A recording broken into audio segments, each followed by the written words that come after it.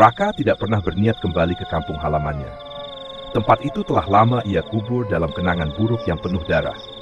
Tapi satu surat mengubah segalanya. Kertasnya kuning kecoklatan, seperti sudah lama tersimpan di tempat lembab. Huruf-hurufnya tercetak jelas dalam tulisan tangan yang sangat ia kenal. Ibunya. "Raka, pulanglah. Aku masih di sini." Hanya itu isinya. Tak ada alamat pengirim, hanya tulisan samar yang seakan dibuat terburu-buru. Tapi Raka tahu dari mana surat itu berasal. Desa tempat ia dilahirkan. Desa yang telah ditinggalkannya sejak tragedi kelam yang merenggut keluarganya. Ia ingin mengabaikannya. Pikirannya mengatakan ini hanyalah tipuan, permainan dari seseorang yang ingin mengusik masa lalunya. Tapi perasaannya menolak. Surat itu ditulis dengan tangan ibunya. Ibunya yang telah mati lebih dari 10 tahun lalu. Akhirnya, dengan rasa was-was yang menyesakkan dada, Raka memutuskan untuk kembali ke desa. Perjalanan menuju neraka. Desanya terletak jauh di pedalaman, tersembunyi di antara hutan lebat yang hampir tak terjamah oleh modernisasi. Jalan menuju ke sana adalah jalan berbatu yang hanya bisa ditempuh dengan kendaraan kecil. Mobil yang ia sewa berhenti di ujung jalan setapak, memaksanya melanjutkan perjalanan dengan berjalan kaki sejauh 3 kilometer. Langit mulai menggelap ketika ia akhirnya mencapai desa. Tak banyak yang berubah. Rumah-rumah tua masih berdiri di tempatnya, dengan atap rumbia dan dinding kayu yang mulai lapuk. Udara di sini terasa lebih berat, lebih dingin, meski tak ada angin yang bertiup. Penduduk yang melihatnya hanya diam, mata mereka kosong, tatapan mereka penuh ketakutan. Tak ada yang menyapanya, tak ada yang bertanya mengapa ia kembali. Hanya keheningan yang menyelimuti desa, keheningan yang terasa mencekik. Hingga seorang lelaki tua muncul dari balik pintu rumahnya. "Pak Rengga, tetua desa. Kenapa kau kembali?" Suaranya serak, matanya menatap Raka tajam. Aku menerima surat," jawab Raka mengeluarkan lembaran kertas itu. Pak Rengga menatap surat itu dengan ekspresi ngeri. Tangannya gemetar, tubuhnya sedikit mundur, seakan ingin menjauh. "Pergilah, sebelum semuanya terlambat." Raka terdiam, hatinya mencelos, tapi ia sudah sampai di sini. Ia harus mencari tahu. Dengan langkah berat, ia menuju rumah lamanya, rumah tempat keluarganya dibantai. Rumah yang masih berdarah. Rumah itu masih berdiri kokoh, meski catnya mulai memudar dan tanaman liar tumbuh di pekarangannya. Raka mendorong pintu kayu tua yang berderit nyaring. Bau lembab dan tanah memenuhi hidungnya, bercampur dengan aroma lain yang lebih samar. Bau besi yang mengingatkannya pada darah. Ia melangkah masuk dan seketika kenangan buruk menyerang pikirannya. Disinilah semuanya terjadi. Di ruang tamu ini, ayahnya ditemukan dengan perut terbelah, isi tubuhnya berserakan di lantai. Di dapur, ibunya tergantung dengan leher terpotong separuh, darahnya menetes di lantai seperti hujan. Dan di kamar belakang, Raka menelan ludah. Ia tak ingin mengingatnya, tapi rumah ini mengingatkan. Dinding-dindingnya masih bernoda coklat gelap bekas darah yang tak pernah hilang. Lantainya terasa lengket di beberapa tempat, seolah sejarah kelam itu masih berusaha keluar dari permukaan kayunya. Lalu terdengar suara. Lama sekali. Suara perempuan. Pelan berbisik namun begitu jelas. Raka membeku. Suara itu datang dari ruang tengah. Jantungnya berdebar kencang saat ia berjalan menuju asal suara. Lalu ia melihatnya. Sosok seorang perempuan berdiri di sana, membelakanginya. Rambutnya panjang kusut mengenakan gaun lusuh yang familiar. Tubuhnya kurus dengan tangan yang menggantung lemah di sisi tubuhnya. Ibunya, atau sesuatu yang menyerupai ibunya. Raka ingin lari tapi tubuhnya kaku. Perlahan sosok itu berbalik. Wajahnya tak terlihat jelas dalam kegelapan, tapi matanya kosong, menghitam seperti lubang tanpa dasar. Senyuman tipis terbentuk di bibirnya yang pucat. "Kau akhirnya pulang." Raka tak bisa menahan diri. Ia berbalik dan berlari keluar rumah. Napasnya tersengal. Ia berlari sejauh mungkin menuju jalan utama desa, tapi desanya telah berubah. Jalan-jalan yang ia kenal kini dipenuhi rumah-rumah kosong. Tak ada cahaya, tak ada suara kehidupan. Hanya keheningan yang lebih pekat dari sebelumnya. Dan di setiap jendela rumah yang ia lewati, ada wajah-wajah pucat menatapnya dari kegelapan. Mereka bukan manusia. Mereka adalah bayangan masa lalu yang kembali menagihnya. Raka menutup matanya, berharap semua ini hanya mimpi buruk. Tapi saat ia membuka mata, ia kembali berada di depan rumahnya. Tak peduli sejauh apa ia berlari, rumah itu selalu ada di hadapannya. Dan suara ibunya masih terdengar. Lama sekali. Raka berdiri di depan rumahnya, napas tersengal, keringat dingin membasahi tengkuknya. Ia sudah berlari sejauh mungkin, tapi setiap kali membuka mata, ia kembali ke tempat yang sama. Rumah tua itu. Pintu depan masih berdebar, seakan mengundangnya masuk. Dari dalam, suara berbisik terdengar samar, mengalun seperti angin yang merayap di antara dinding kayu. Raka. Ia merasakan bulu kuduknya berdiri. Itu suara ibunya. Tidak, sesuatu yang menyerupai ibunya.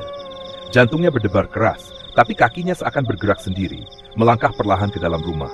Lantainya berderit di setiap pijakan, menciptakan gema kecil di tengah keheningan yang mencekam.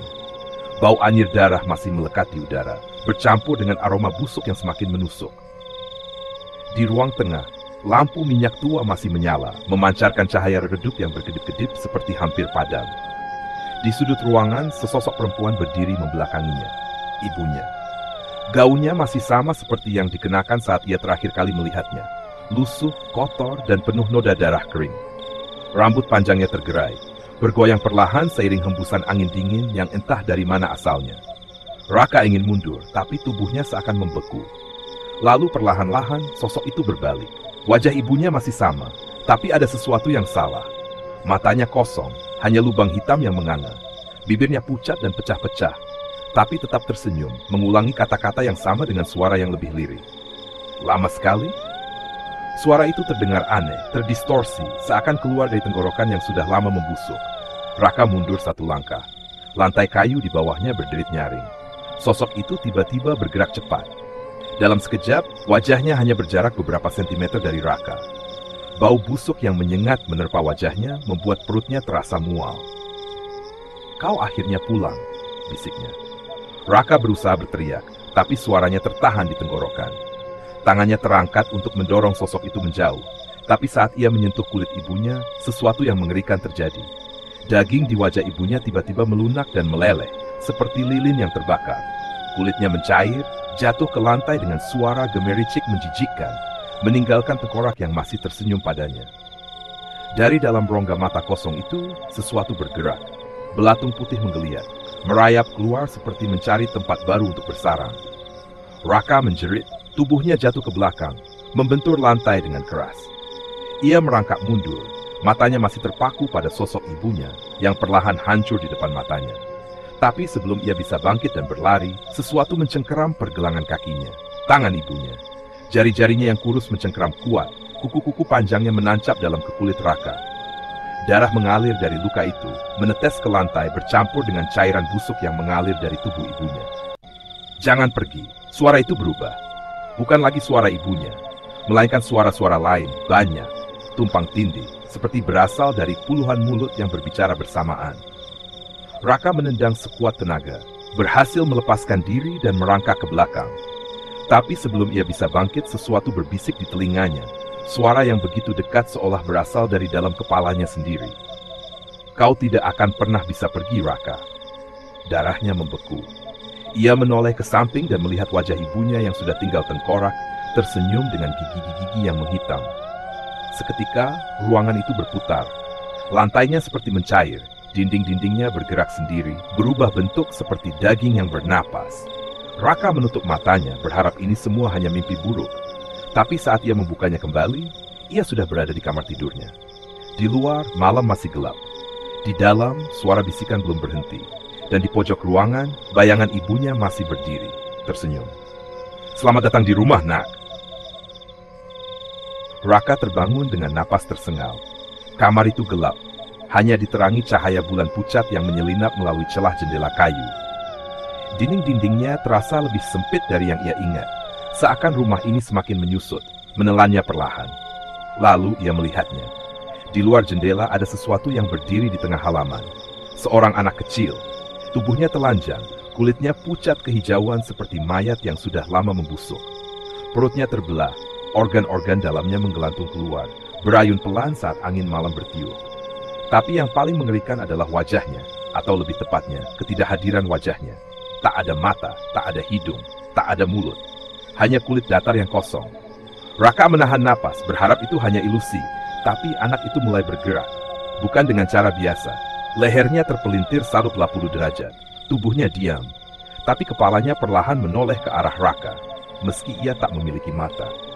Tiba-tiba, terdengar suara kerak. Anak itu mencengkeram bagian bawah rahangnya sendiri. Lalu dengan satu tarikan cepat, ia mulai merobek kulit wajahnya. Daging terkelupas seperti kain tipis yang disobek, memperlihatkan tengkorak yang masih berlumuran darah hitam kental. Potongan kulit yang masih melekat jatuh perlahan ke tanah, menciptakan suara basah yang menjijikkan. Raka membeku, tubuhnya menolak bergerak. Lalu anak itu mulai berlari ke arah rumah. Dengan gerakan yang tidak manusiawi, tangannya mencakar tanah, kakinya menekuk aneh seperti sendi-sendinya patah, tapi kecepatannya luar biasa. Jendela bergetar keras. Pukulan berikutnya hampir meremukan kayu tua itu. Dan saat jendela akhirnya pecah, sesuatu yang jauh lebih mengerikan merayap masuk. Bukan anak itu, tapi sesuatu yang lebih besar, lebih kelam, lebih busuk. Dari luar, tangan-tangan hitam panjang muncul, jari-jarinya kurus dengan kuku setajam pisau daging. Mereka merangkak ke dalam, mengais-ngais udara, mencari sesuatu. Mencari Raka. Salah satu tangan mencengkeram pergelangan kakinya. Kuku-kuku panjang itu menusuk dagingnya dalam-dalam, hingga darah mulai mengucur deras membasahi lantai kayu. Raka menjerit, berusaha menendang, tapi tangan itu semakin erat spion. Menariknya mendekat ke jendela yang kini menganga seperti mulut raksasa siap menelannya. Di luar, di balik kegelapan, sesuatu berbisik. Dagingmu milik kami. Lalu rasa sakit yang luar biasa menyerang. Raka menunduk dan melihat sesuatu yang membuatnya hampir muntah. Tangan hitam itu mencakar betisnya, merobek kulitnya hingga terbuka. Otot dan urat di dalamnya terekspos, berdenyut-denyut dalam kegelapan. Tapi yang lebih parah, tangan itu mulai mencabik-cabiknya, mencungkil dagingnya sedikit demi sedikit. Raka bisa merasakan kulitnya dikupas seperti kulit buah. Darahnya mengalir seperti air hangat, menetes ke lantai, membentuk genangan merah yang semakin membesar. Ia berteriak. Dengan sisa tenaganya, ia meraih pecahan kaca dari jendela yang hancur, lalu menusukkannya ke tangan yang mencengkeramnya. Jeritan melengking terdengar. Tangan-tangan itu terlepas, menarik diri ke kegelapan. Tapi sebelum menghilang, suara itu berbisik lagi. Kau bisa lari, tapi kau tak bisa pergi. Lalu semuanya menjadi sunyi. Raka terbaring di lantai, tubuhnya bergetar dan masih mengalir dari luka di kakinya. Tapi ia tahu satu hal, ia harus keluar dari rumah ini sebelum mereka kembali. Kuburan yang bergeser, Raka menyeret tubuhnya keluar dari kamar, meninggalkan genangan darah di lantai kayu. Kakinya nyeri luar biasa.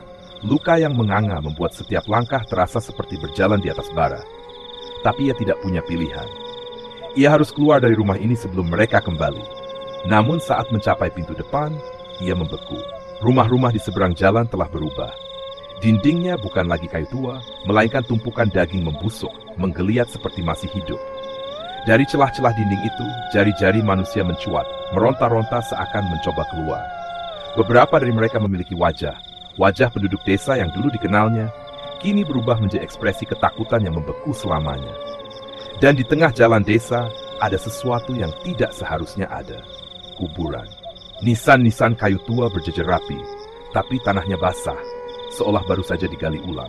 Dan yang lebih mengerikan, beberapa kuburan tampak bergeser, tidak lagi berada di tempat semula, seakan mayat-mayat di dalamnya merayap sendiri di bawah tanah. Udara di sekitar Raka terasa lebih dingin. Bau tanah bercampur darah menyusup ke hidungnya, membuat perutnya mual. Lalu, suara itu datang, suara desisan dari bawah tanah. Keluar. Raka mundur selangkah. Tanah di salah satu kuburan mulai retak, pecah seperti ada sesuatu yang mendorong dari dalam. Lalu sebuah tangan mencuat keluar, bukan tangan manusia, melainkan sesuatu yang telah lama membusuk. Kulitnya berlendir, dagingnya terkoyak hingga tulang-tulangnya terlihat. Kemudian kepala menyusul. Wajahnya setengah hancur, tengkoraknya terlihat di beberapa bagian, tapi mulutnya masih bergerak, menggumamkan sesuatu dengan suara serak seperti pasir bergesekan. Kau harus mati juga. Tiba-tiba semua kuburan yang bergeser ikut terbuka. Tangan-tangan kurus mulai bermunculan, menarik tubuh-tubuh busuk mereka keluar dari tanah. Beberapa dari mereka tidak lagi memiliki mata, hanya lubang kosong yang mengalirkan cairan hitam. Ada yang lehernya hanya tergantung setengah, membuat kepala mereka miring dalam posisi aneh. Dan mereka semua berjalan ke arah Raka. Raka panik. Ia mencoba berlari, tapi kakinya terlalu lemah. Napasnya terengah-engah. Darah dari lukanya masih menetes, menciptakan jejak merah di tanah yang kini terasa lebih lunak, lebih seperti daging daripada tanah biasa. Salah satu mayat itu merangkak lebih cepat, mencengkeram pergelangan kakinya. Klek! Raka menjerit. Kuku tajam itu merobek kulitnya, mencabut sepotong daging dari kakinya. Rasa sakitnya begitu menusuk, membuat tubuhnya hampir limbung. Tapi ia tidak boleh berhenti. Dengan sisa tenaga, ia menendang kepala mayat itu sekuat mungkin. Tengkoraknya pecah, otak busuknya tersebar di tanah. Namun mayat lainnya terus mendekat. Tangan-tangan mereka menggapai, ingin mencabik-cabiknya hidup-hidup. Di tengah kepanikan, Raka melihat satu tempat yang bisa menjadi penyelamatnya. Rumah Pak Rengga, tetua desa. Pintu rumahnya terbuka sedikit, lampu minyak di dalamnya masih menyala redup. Tanpa pikir panjang, Raka menyeret tubuhnya menuju rumah itu. Setiap langkah terasa seperti mimpi buruk yang tak berujung, tubuhnya gemetar, nyawanya seakan sudah setengah pergi. 1 meter lagi, mayat-mayat itu semakin dekat. Napas mereka terdengar, bau busuknya menyengat, tangan-tangan mereka hampir menyentuh punggungnya. Beberapa senti lagi. Lalu, tepat saat ia mencapai pintu, seseorang menariknya masuk dan membanting pintu dengan keras. Kegelapan menyelimuti ruangan. Suara dari luar masih terdengar. Geraman, cakaran di pintu, suara tanah yang bergerak seperti ada sesuatu yang masih berusaha keluar. Lalu, keheningan. Raka terengah-engah, tubuhnya lemas, darah dari lukanya mulai membanjiri lantai. Ia mengangkat wajahnya dan melihat siapa yang telah menyelamatkannya. Pak Rengga. Tapi ada sesuatu yang aneh pada wajah laki tua itu. Matanya. Matanya bukan lagi mata manusia, melainkan mata hitam kosong, sama seperti makhluk yang memburunya. Lalu ia tersenyum. Kau seharusnya tidak kembali, Raka. Rahasia, Pak Engga. Raka terhuyung mundur. Napasnya masih tersengal, tubuhnya gemetar. Tapi yang kini lebih menghantuinya adalah senyuman Pak Rengga. Lebar, dingin, dan penuh sesuatu yang mengancam. Mata tua lelaki itu sudah bukan mata manusia. Hitam pekat seperti lubang kosong yang bisa menelan siapa saja yang menatapnya terlalu lama. Pak Rengga? Suara Raka bergetar. Pak Rengga tidak menjawab. Ia hanya berdiri di tengah ruangan. Cahaya lampu minyak membuat bayangannya tampak lebih besar dan mengerikan. Kemudian, ia mulai melangkah mendekat. Setiap pijakannya terdengar aneh, seperti ada sesuatu yang basah di bawah kakinya. Raka melirik ke lantai dan hampir muntah. Lantai rumah ini bukan kayu seperti yang ia kira. Bukan tanah, tapi daging. Ya, daging manusia.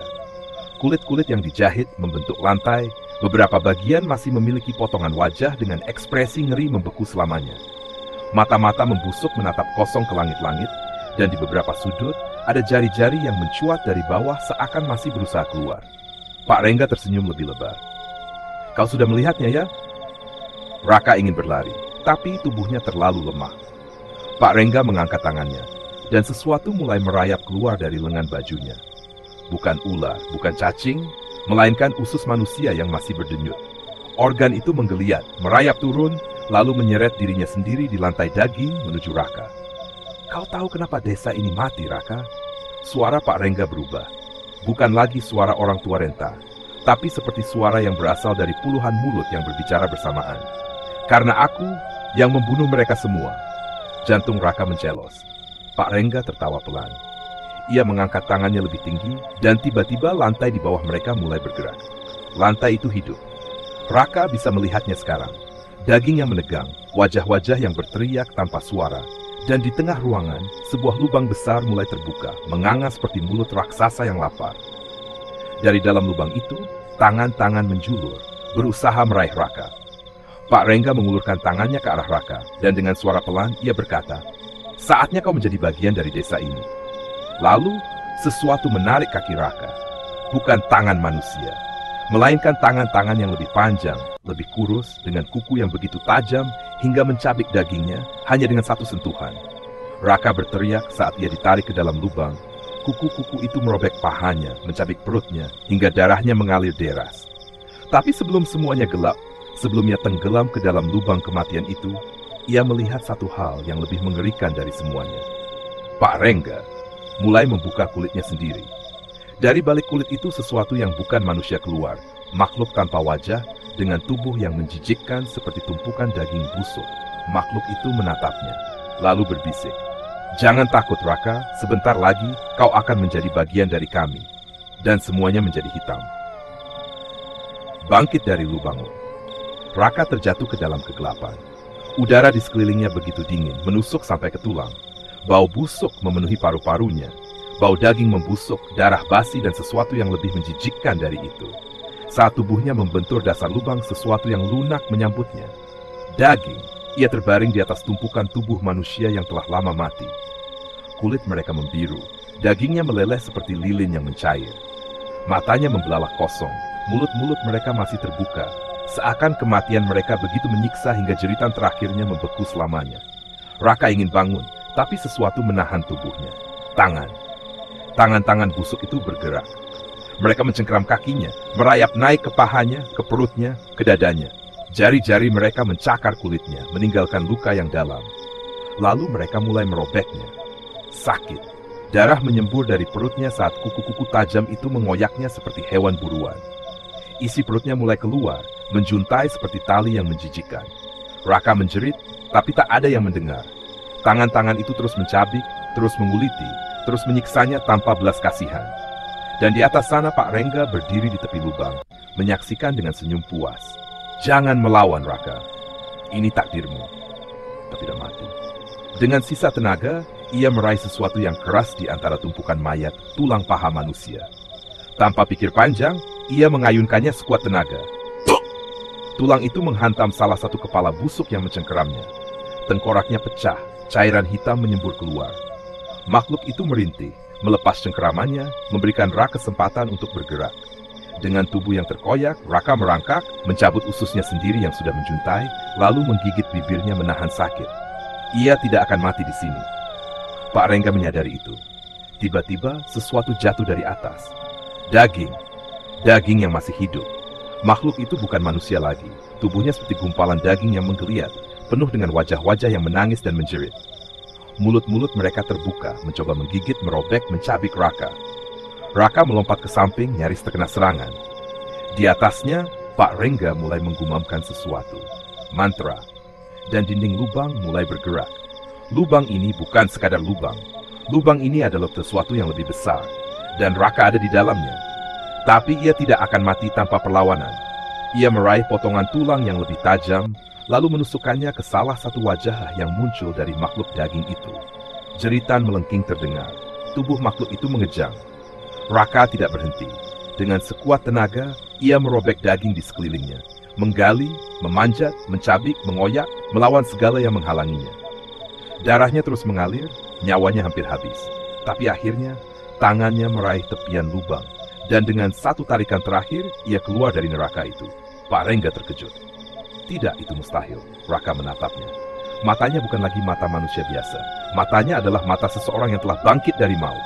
Lalu ia tersenyum. Sekarang, giliranmu. Darah yang harus dibayar. Pak Rengga mundur selangkah. Untuk pertama kalinya, lelaki tua itu menunjukkan sesuatu yang selama ini tidak pernah tampak di wajahnya. Ketakutan. Di hadapannya Raka berdiri dengan tubuh yang berlumuran darah. Luka-lukanya menganga. Perutnya masih sedikit terburai. Tapi matanya bukan lagi mata manusia biasa. Raka, bukan lagi korban. Ia sudah kembali dari kematian. Kau tidak seharusnya keluar dari lubang itu, Raka. Suara Pak Rengga bergetar. Raka tidak menjawab. Ia melangkah maju, meninggalkan jejak darah di lantai. Tangannya masih mencengkeram tulang tajam yang telah membantunya bertahan. Pak Rengga merapalkan mantra dengan panik. Dinding rumah mulai bergetar, bayangan-bayangan bergerak liar di sekeliling mereka. Tangan-tangan busuk mencuat dari lantai daging, mencoba meraih Raka. Tapi kali ini, Raka tidak takut. Dengan gerakan cepat, ia menghantam tulang tajamnya ke salah satu tangan busuk itu. Tulangnya menancap, menghancurkan daging yang sudah membusuk. Makhluk itu menjerit, suara seraknya menggema di seluruh ruangan. Pak Rengga mengangkat kedua tangannya dan tiba-tiba sesuatu keluar dari tubuhnya. Dagingnya mulai terbelah, seperti kulit yang dikoyak dari dalam. Dari dalam tubuhnya, muncul sosok lain. Sosok yang bukan manusia. Matanya hitam. Kulitnya seperti daging yang direbus terlalu lama, mengelupas dan menggantung. Tubuhnya penuh jahitan, seolah ia telah merangkai dirinya sendiri dari potongan tubuh manusia lain. Aku sudah hidup selama puluhan tahun, Raka. Kau tidak bisa membunuhku. Tapi Raka hanya tersenyum. Aku tidak perlu membunuhmu. Aku hanya perlu membuatmu merasakan apa yang kau lakukan padaku.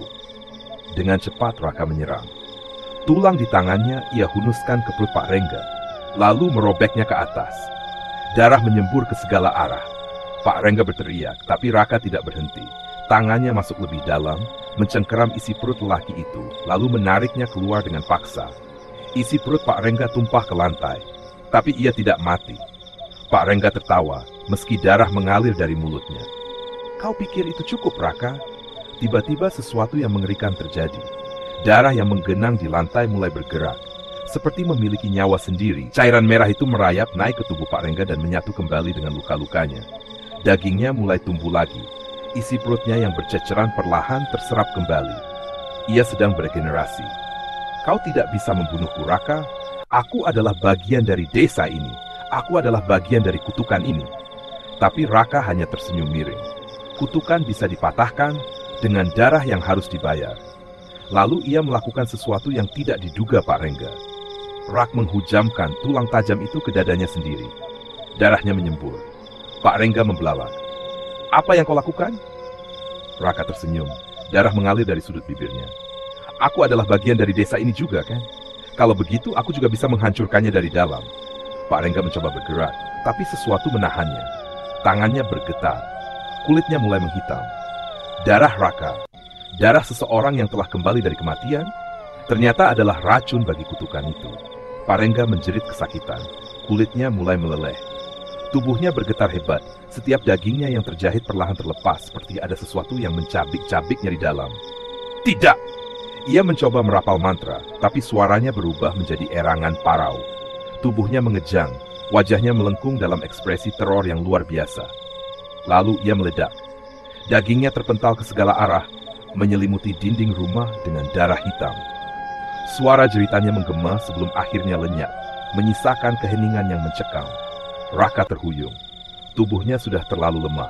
Ia jatuh berlutut, darah terus mengalir dari luka yang ia buat sendiri. Tapi ia tersenyum. Kutukan ini sudah berakhir. Lalu semuanya menjadi gelap.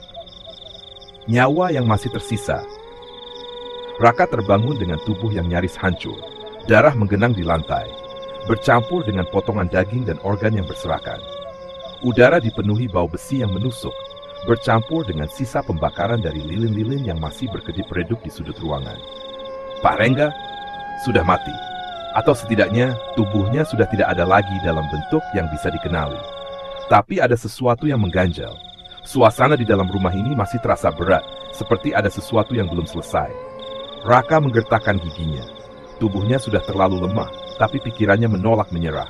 Dengan susah payah, ia menyeret dirinya keluar dari rumah itu, melewati pintu yang kini dipenuhi goresan tangan dan noda hitam yang entah berasal dari apa. Begitu ia keluar, ia tertegun. Desa ini masih ada. Rumah-rumah reyot itu masih berdiri. Jalanan tanahnya masih basah oleh hujan. Pohon-pohon yang menghitam masih bergerak pelan diterpa angin malam. Seharusnya desa ini ikut lenyap bersama kematian Pak Rengga. Tapi tidak. Desa ini masih hidup. Dan di tengah jalan, seseorang berdiri menatapnya. Seorang wanita. Matanya gelap, bibirnya pucat, dan tubuhnya begitu kurus, seakan hanya tinggal kulit membungkus tulang. Pakaiannya adalah kain lusuh yang berlumuran darah, dan di tangannya ia memegang sesuatu. Kepala Pak Rengga. Raka mundur selangkah, tubuhnya langsung gemetar. Wanita itu tersenyum. Kau pikir dengan membunuhnya semuanya akan selesai? Suaranya datar, tapi ada sesuatu yang mengancam di dalamnya. Raka menelan ludah. Siapa? Kau? Wanita itu mengangkat kepala Pak Rengga lebih tinggi, seakan ingin memastikan Raka benar-benar melihatnya. Aku adalah nyawa yang masih tersisa, Raka. Aku adalah bagian dari desa ini yang tidak bisa mati. Tiba-tiba, tubuh kepala Pak Rengga yang sudah putus mulai bergerak. Matanya yang kosong membelalak. Mulutnya menganga dan suara serak yang tak mungkin keluar dari tubuh yang sudah mati terdengar di udara. Kau? Tidak bisa. Pergi. Raka langsung berlari. Tapi ia tidak pernah bisa keluar dari desa ini.